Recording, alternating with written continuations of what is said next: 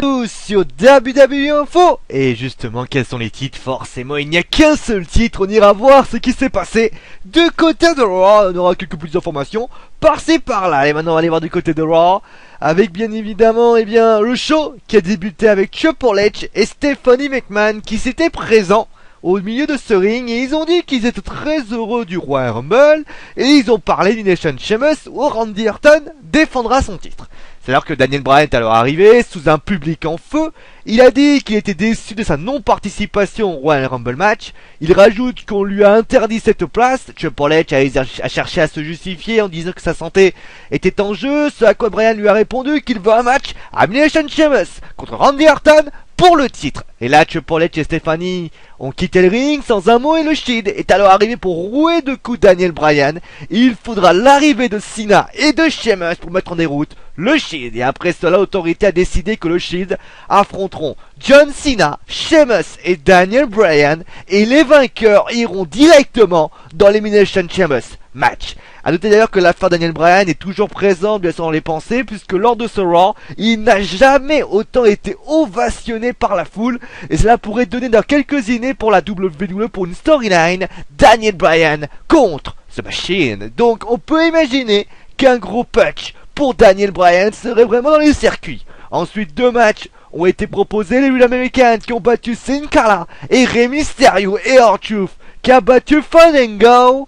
Et bien sûr, on va continuer avec donc Brad Maddox, le manager général de Raw, qui a présenté le toujours champion de la WWE, Randy Orton, le champion qui a dit d'ailleurs qu'il a réalisé l'impossible en battant John Cena au Royal Rumble, et que désormais plus personne ne peut l'arrêter.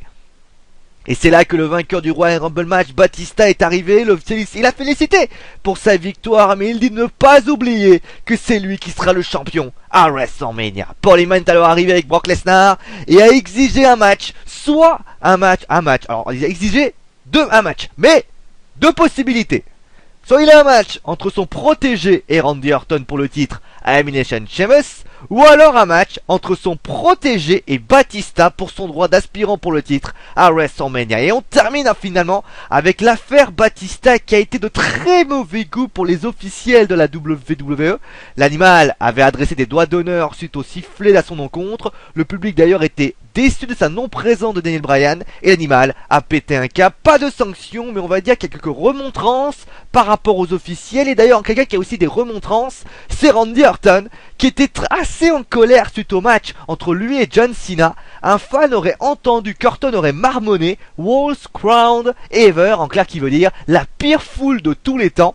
La raison est peut-être simple, c'est qu'on a passé peut-être son temps à commenter, bien sûr, à encourager bien sûr Daniel Bryan, d'autres superstars de la WWE, ce à quoi Randy Orton a moyennement apprécié.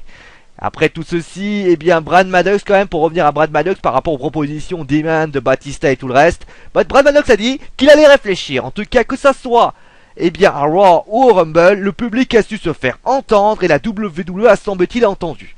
Allez, maintenant 4 matchs ont ensuite eu lieu. Dolph Ziggler a battu le Miz, les Usos qui ont battu la Team Me Feel Me Perfect, Axel et Ryback, Alberto Del Rio a battu Kofi Kingston, et il y a eu la revanche bien sûr pour les titres par équipe, et malheureusement Cody Rhodes et Goldust ont gagné, mais par disqualification. C'est l'intervention de Lesnar qui a expédié 2 F5 sur les anciens champions par équipe face au New Age Outlaw.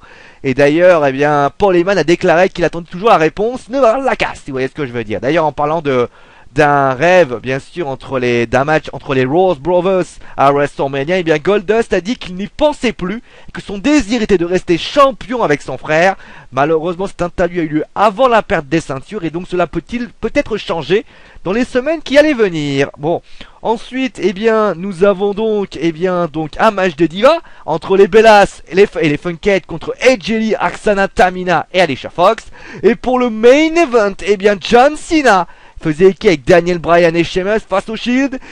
Victoire par disqualification de John Cena, Daniel Bryan et Sheamus suite à l'intervention de la Wyatt Family qui a voulu s'en prendre encore à John Cena. La Team Face a ensuite décidé de se débarrasser de tout le monde, et tout simplement ça a été une big fiesta à la fin du show, puisque je vous rappelle que donc John Cena, Daniel Bryan et Sheamus sont désormais qualifiés pour l'Elimination Chambers match. Allez, maintenant on va finir avec le must du must. Bien évidemment, c'est la grosse information de de cette soirée, on connaît enfin le deuxième intronisé dans le Hall of Fame. Vous le connaissez, il est arrivé il y a 2 semaines, je vous rappelle, il avait mis un serpent sur Dean Ambrose.